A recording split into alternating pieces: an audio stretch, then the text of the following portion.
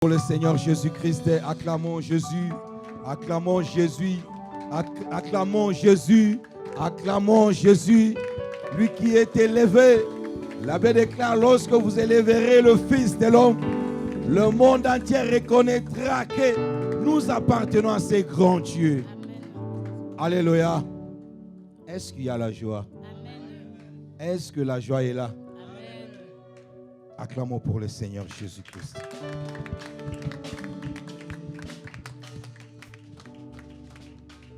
Nous allons introduire notre premier orateur. Alléluia. Parce que nous sommes dans une école. Et l'école n'attend pas que les élèves viennent. Amen. Pendant que j'invite l'homme de Dieu, le pasteur Zacharie, pendant qu'il s'approche, nous acclamons très fort pour le Seigneur.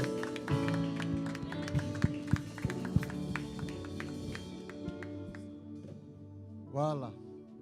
Je crois que le modérateur l'a déjà dit. Nous sommes dans une école.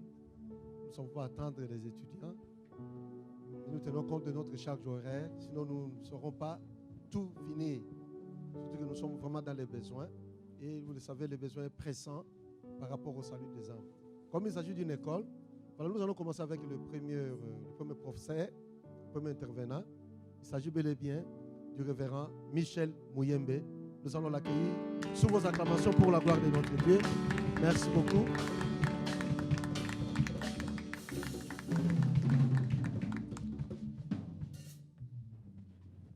Gloire au Seigneur. Alléluia. Amen. Nous allons prier ensemble. Éternel, notre Dieu, nous voulons te remercier pour ta présence au milieu de nous.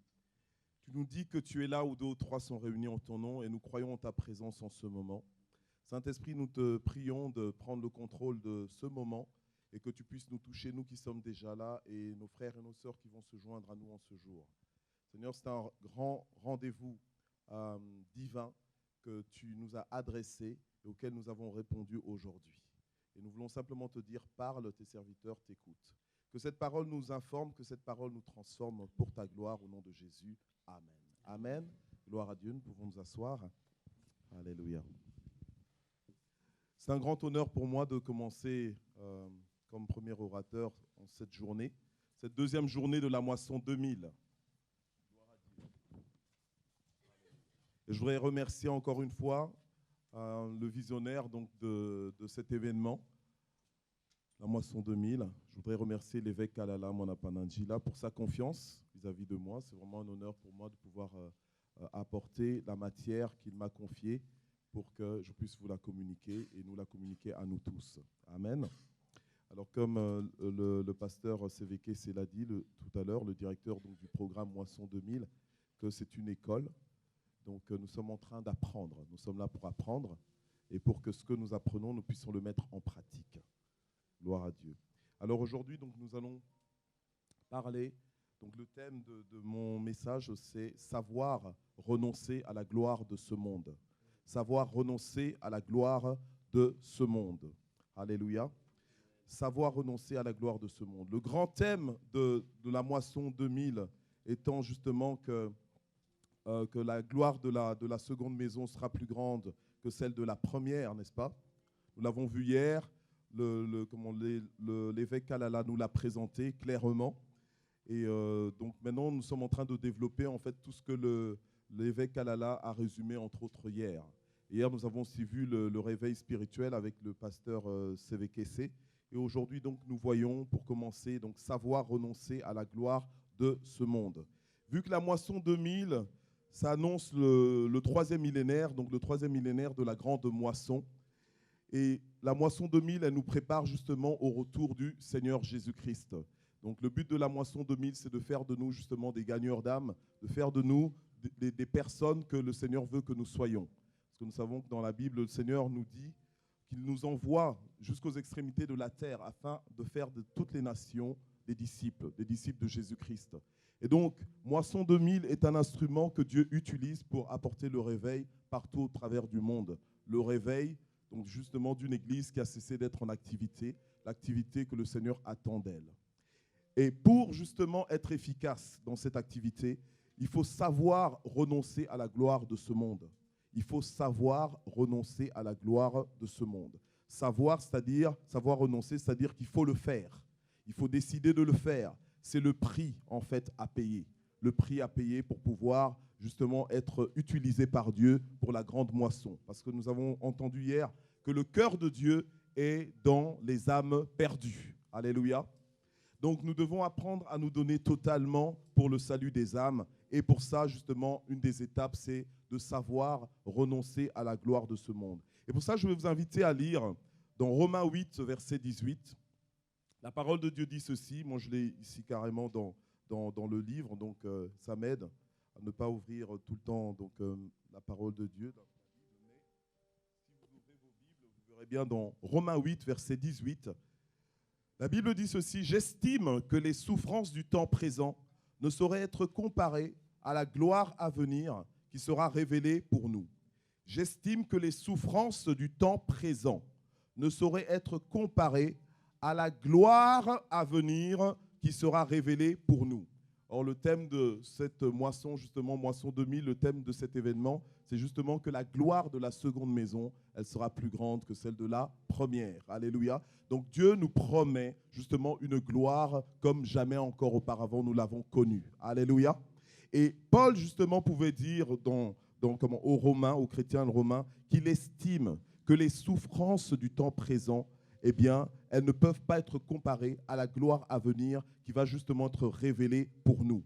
Donc, en fait, Paul, il essayait d'anticiper aux réalités qui nous attendent dans l'avenir et que nous devons à tout prix prendre en compte. Alléluia. Pour être justement encouragés à travailler dans la moisson du Seigneur. Alléluia. Donc, la réalité, c'est qu'une gloire qui émane de Dieu va couvrir toute notre vie ministérielle. Donc, nous devons nous attendre à cela.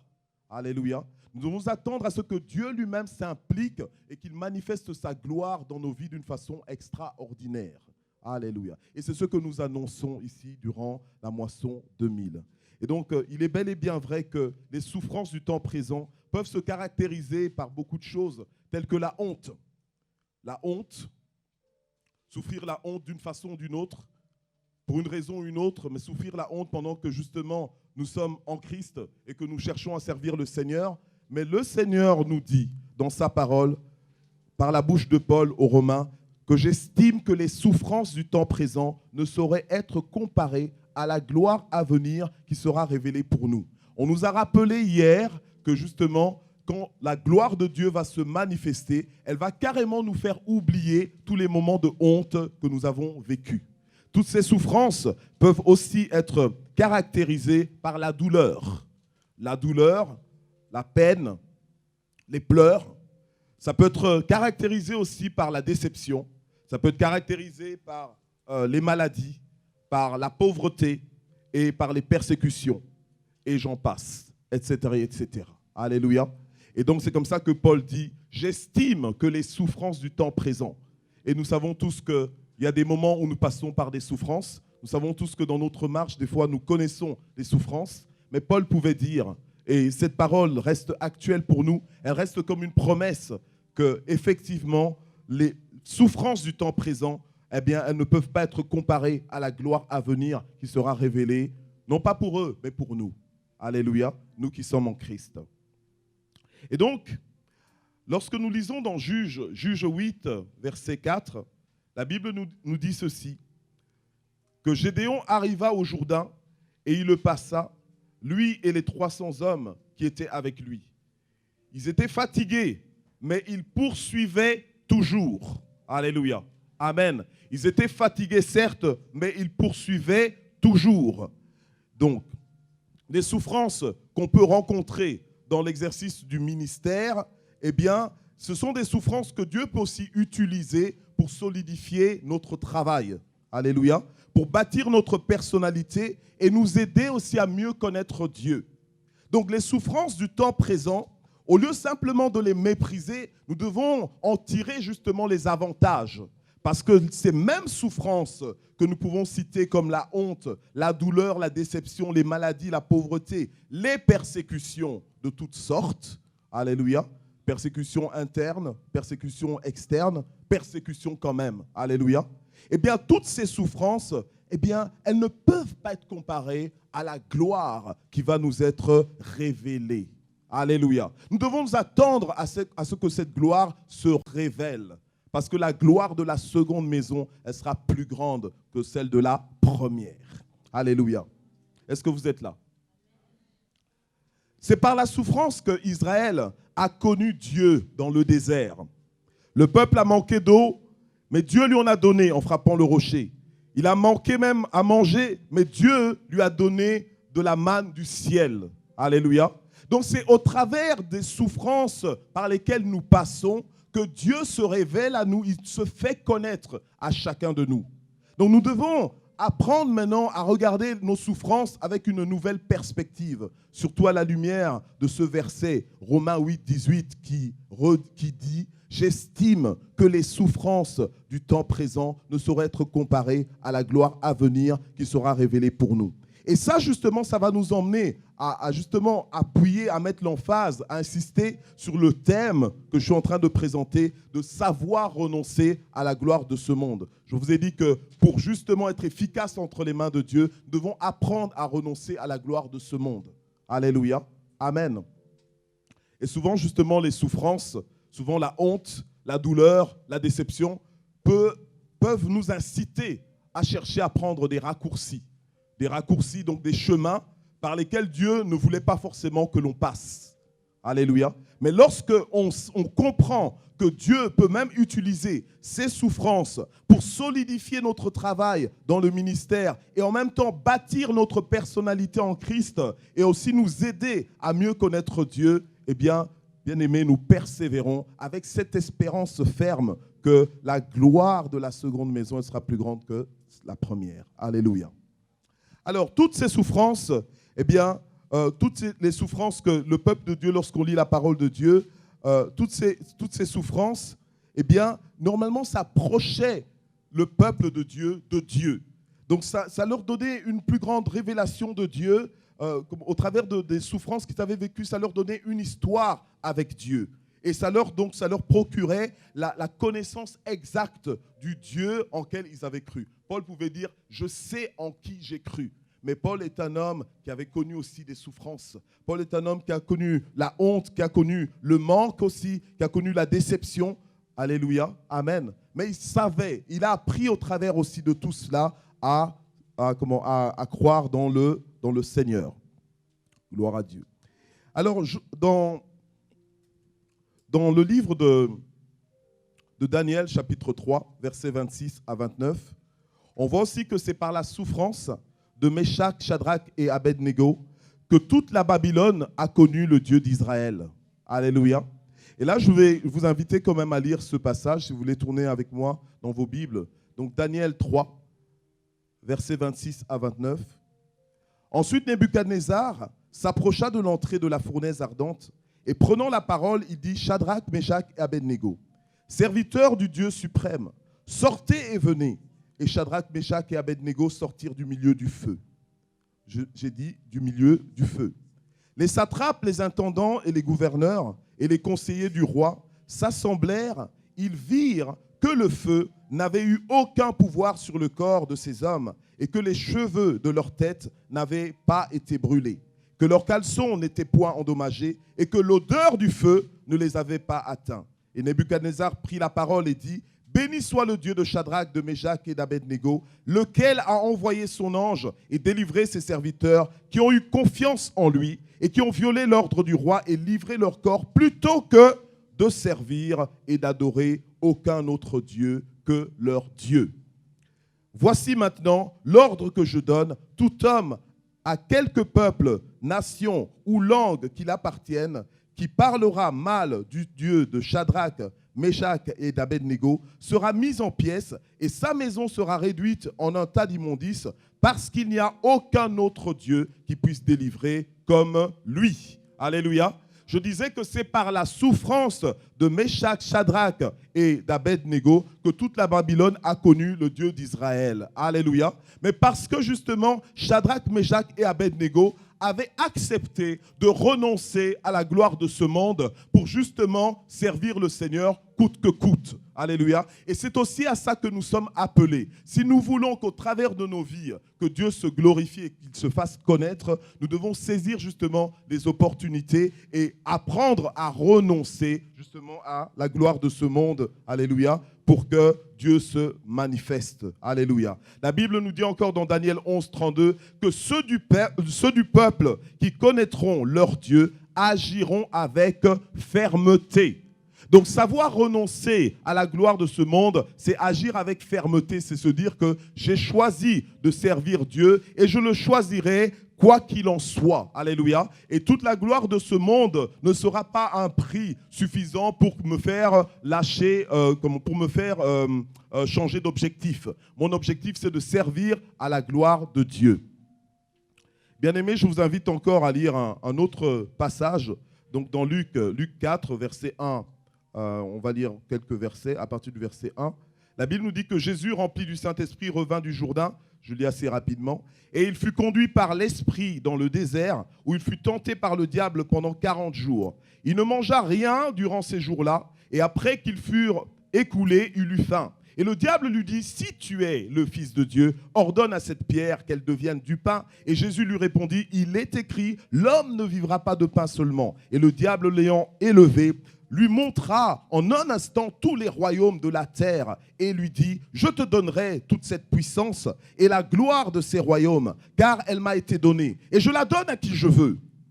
Et si donc tu te prosternes devant moi, elle sera toute à toi.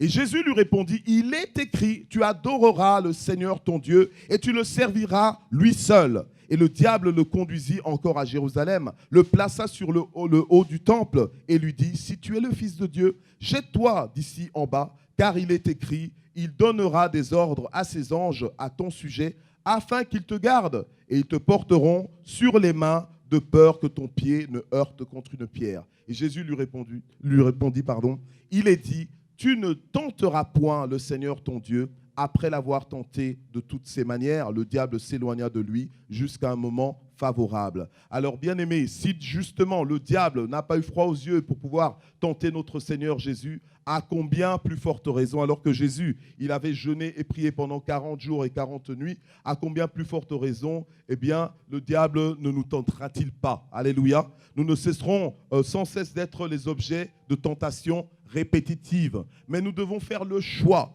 comme Jésus-Christ, de ne pas se compromettre. Pourquoi? Parce que Jésus-Christ, il savait pourquoi il était venu sur la terre. Il n'a jamais perdu de vue sa mission. Et sa mission, c'était d'arriver jusqu'à la croix. Alléluia. Amen. Sa mission, c'était d'arriver jusqu'à la croix et il n'a pas donné d'importance à la gloire de ce monde. C'est comme ça que même lorsque le diable a voulu lui proposer tous les royaumes de ce monde, eh bien, il a dit non. Parce qu'il savait pourquoi il était venu. Alléluia. Donc, si nous voulons être efficaces dans la grande moisson, nous devons savoir, nous devons apprendre, nous devons faire en sorte que chaque jour, nous renonçons à la gloire de ce monde. C'est une vie de renonciation. C'est le prix à payer pour se laisser utiliser par Dieu. Alléluia. Si nous voulons nous laisser utiliser par Dieu dans ce millénaire, dans des temps comme ceux-ci, nous devons apprendre, nous devons savoir, nous devons faire en sorte que chaque jour, nous renonçons à la gloire de ce monde. Dans tous les choix qui nous sont donnés, chaque jour, nous décidons de suivre Jésus-Christ et de payer le prix qu'il faut payer pour que justement, qu'il se glorifie. Jésus, j'aime bien le dire moi-même personnellement, que Jésus n'est pas venu sur la terre pour faire du tourisme, juste pour voir comment c'est que c'est quand on est un être humain. Non, Jésus est venu pour chercher et sauver tous ceux qui étaient perdus. Alléluia. Et il a accompli sa mission. Donc c'est un homme qui savait clairement quelle était sa mission. C'est à nous aussi de savoir clairement quelle est notre mission pour pouvoir rester sur le chemin. Et ne pas tâtonner à gauche, à droite par rapport à toutes les tentations que ce monde peut nous offrir. Amen. Et donc, la Bible nous dit aussi qu'au travers donc de ce passage, nous pouvons apprendre que Jésus-Christ connaissait le programme qu'il avait dans sa vie. Il était venu pour sauver ce monde. Alléluia. Qu'il n'avait pas le droit à l'erreur en cherchant la gloire du monde que lui proposait le diable. Imaginez-vous qu'est-ce qui se serait passé si Jésus-Christ avait accepté l'offre du diable. Alléluia. Il n'y a que le nom de Jésus qui nous a été donné, par lequel nous puissions être sauvés. C'est lui le sauveur du monde. Alléluia. Amen.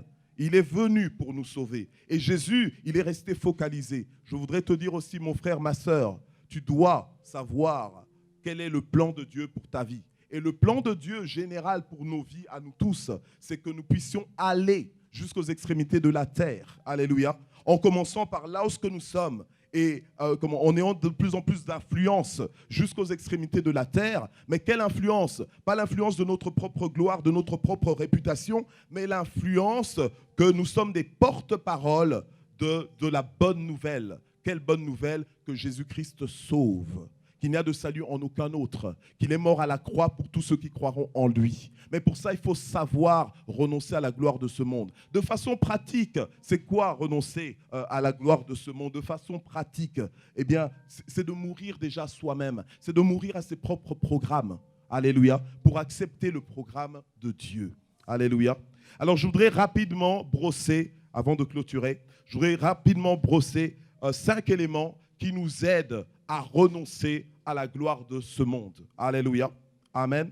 Parce qu'après, dès que j'aurai fini de parler, on va prier justement pour dire au Seigneur, Seigneur, j'accepte de renoncer à la gloire de ce monde, non seulement aujourd'hui, mais tous les jours de ma vie, toutes les secondes de ma vie. Alléluia. J'accepte devant tous les choix, devant toutes les tentations qui vont se présenter à moi, j'accepte et je m'engage à renoncer à la gloire de ce monde. Alors, quels sont les éléments, les 5 éléments qui peuvent nous aider à renoncer à la gloire du monde? Eh bien, le premier élément, c'est la parole de Dieu.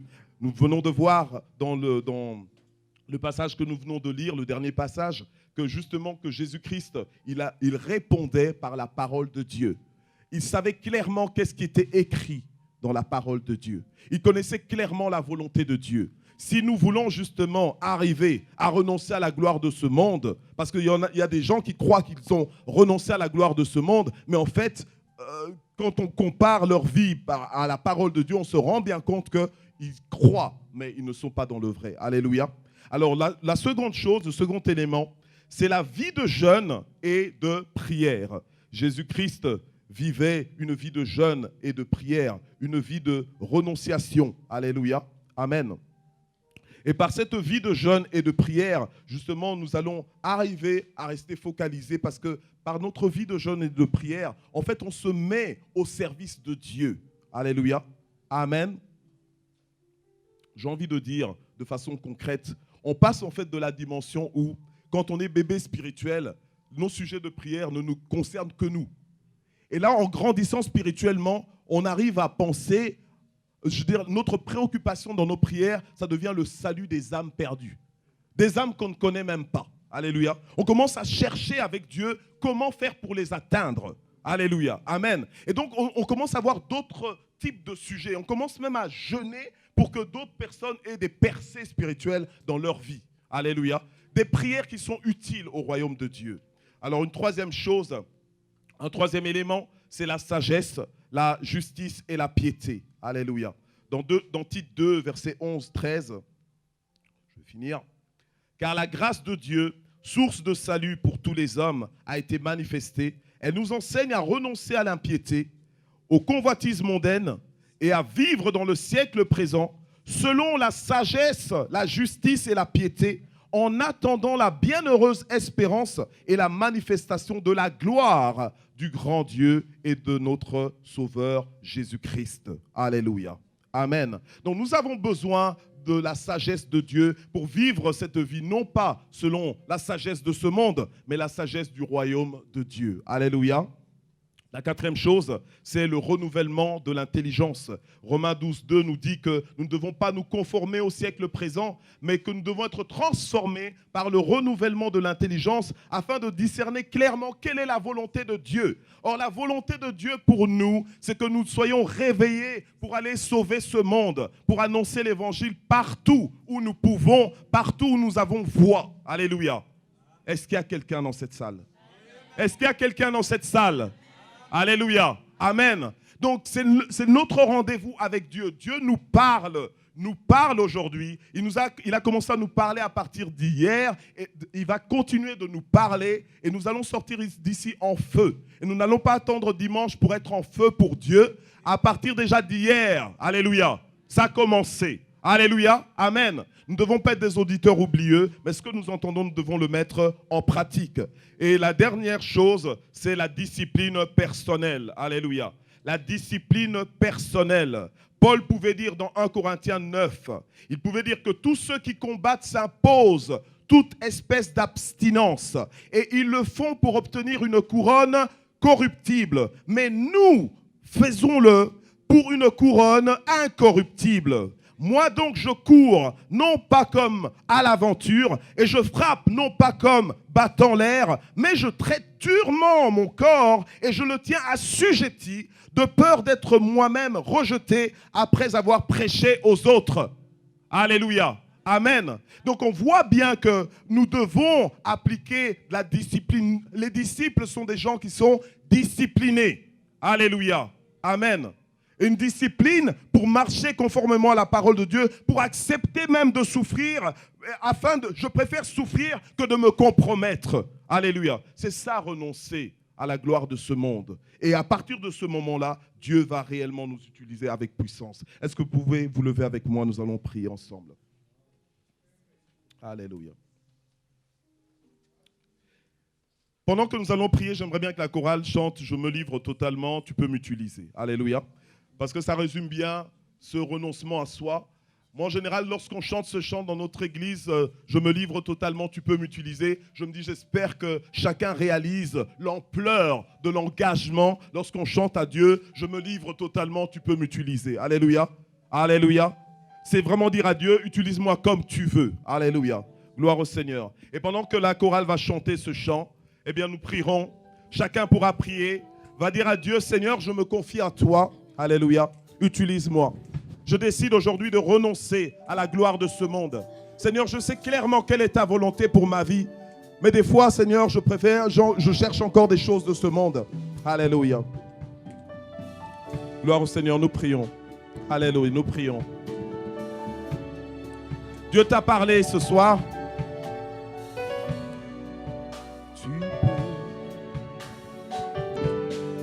Alléluia. Je me livre totalement. Alléluia. Gloire à toi, Seigneur. Nous nous livrons totalement ce soir. Je me livre totalement. Seigneur, touche-nous ce soir, ô éternel notre Dieu. Reçois, Seigneur, ce cœur que nous t'offrons. Reçois cette vie que nous t'offrons, Seigneur, notre Dieu. Nous acceptons de souffrir. Nous acceptons la honte. Nous acceptons la déception, Seigneur, notre Dieu. Seigneur, afin de ne pas nous compromettre. Et nous voulons avancer avec toi, Seigneur, notre Dieu. Alléluia. Utilise nos mains, utilise nos pieds, utilise nos bouches, Seigneur, notre Dieu. Alléluia. Nous nous livrons totalement. Alléluia. Gloire au Seigneur.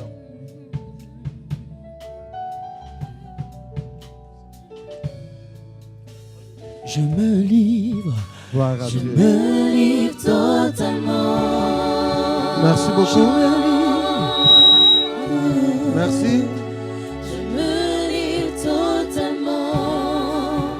Tu peux m'utiliser. On acclame fortement pour le Seigneur. Merci, merci.